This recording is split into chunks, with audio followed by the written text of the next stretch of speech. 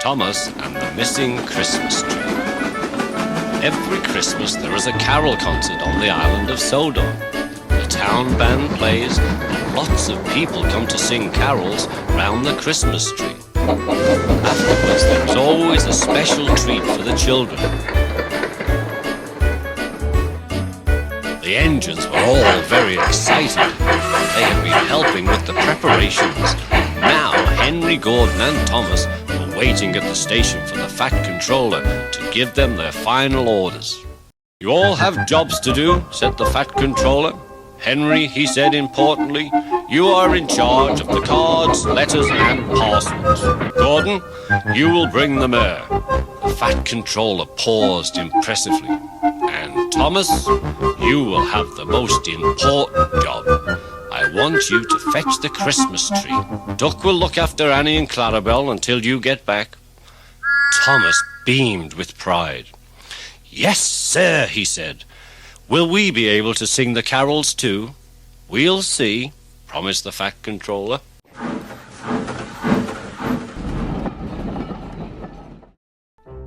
That night, the other engines sulked in their shed.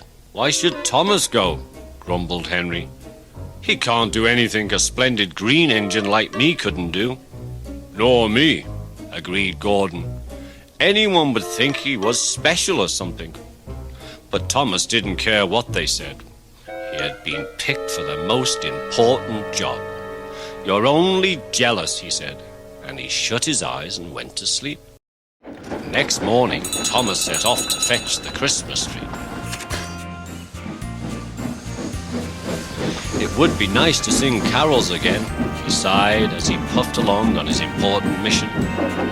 Thomas had to go down the line through Edward's station to pick up the tree. The Fat Controller had said that Thomas had to be back by tea time.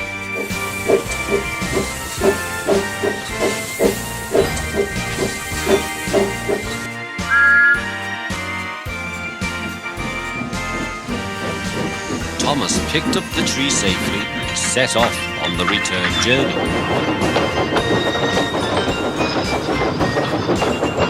But it had been snowing again. Large snowdrifts lay ahead, and Thomas was not wearing his snowplow. He whistled bravely and tried to make his way through.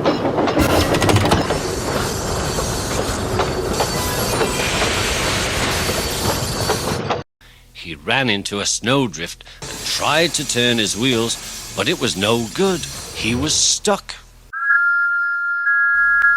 Suddenly the wind blew the snow all over him. Thomas was snowed under.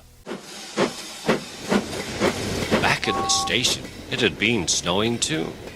The workmen rushed off to fetch their shovels to clear a path for the visitors. The other engines waited for Thomas to come back. They waited and waited. "Perhaps he's stuck in a tunnel somewhere," suggested Gordon. Henry let off steam indignantly. "Pooh!" he said. "He's much more likely to have been turned onto the branch line." "He could have run into a cow," suggested Donald. "Silence," said the Fat Controller. "We know that Thomas collected the tree safely, but now the snow has brought down the telephone wires.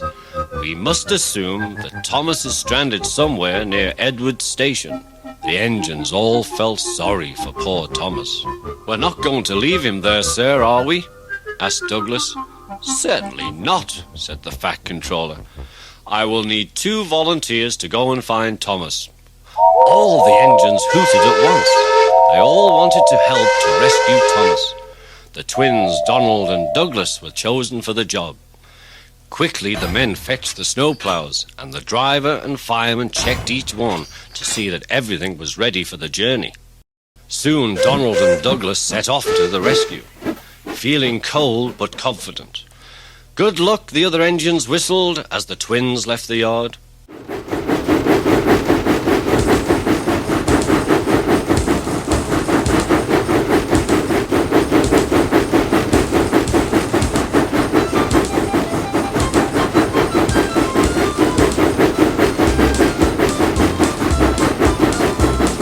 Junction, they met Toby, Percy and Duck.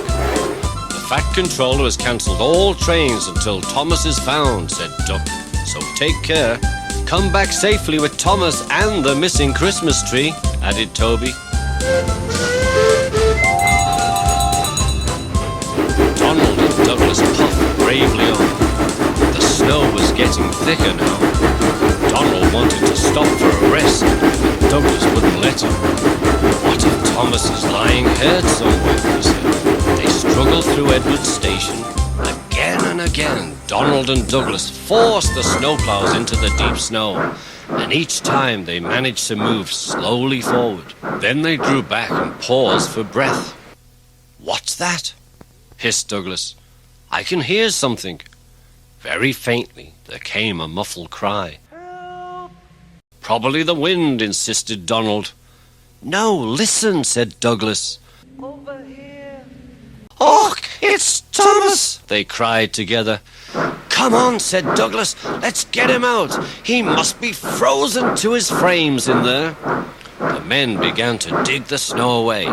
Thomas's driver and fireman, who had taken shelter in a nearby cottage, came out to help too.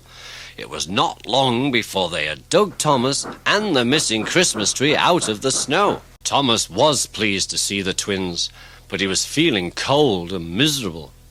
The men coupled him up behind Douglas, and they all set off on their journey home.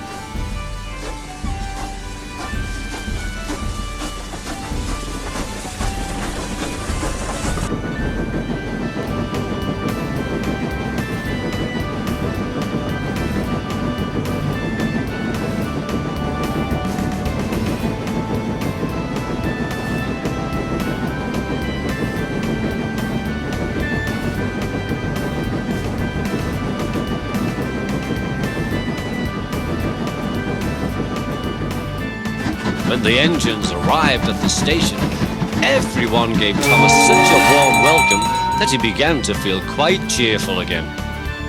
The Christmas tree was quickly unloaded, put into its tub, and decorated for the carol concert.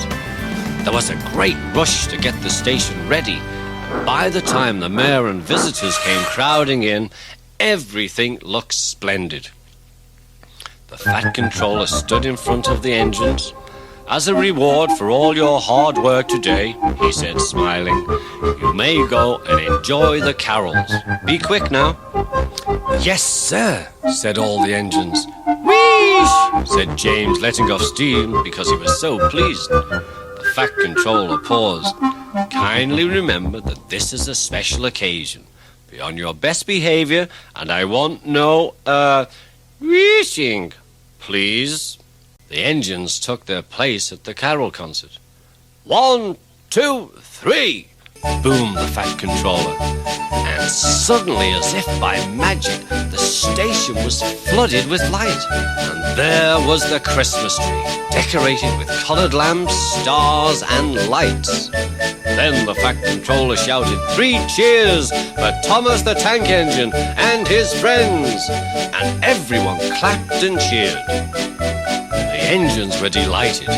James was so excited that he let out a great wheesh. Everyone laughed, and this time not even the Fat Controller seemed to mind very much. Suddenly there was a strange whirring noise.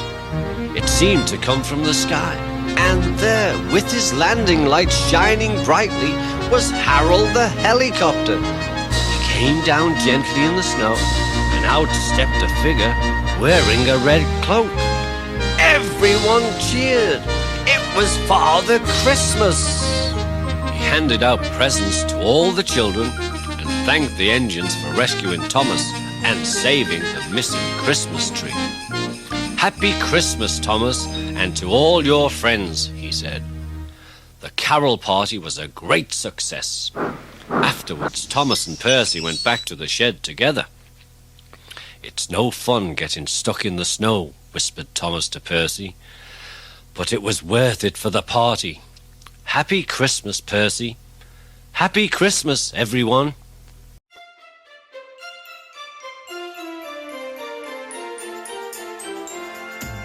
It's Christmas time, all down the line. Train whistles blow is all the Christmas Christmas bells chime. It's Christmas time, all down the line, and children's spirits climb because it's Christmas time. Over the hills, not far away, Percy's delivering presents every day. He's rolling speedily on his merry way, 'cause very soon it will be Christmas Day. It's Christmas time, all down the line, and children's spirits climb because it's Christmas time. It's Christmas time, all down the line, sleigh whistles blow as all the Christmas bells chime. It's Christmas time, all down the line, and children's spirits climb because it's Christmas time.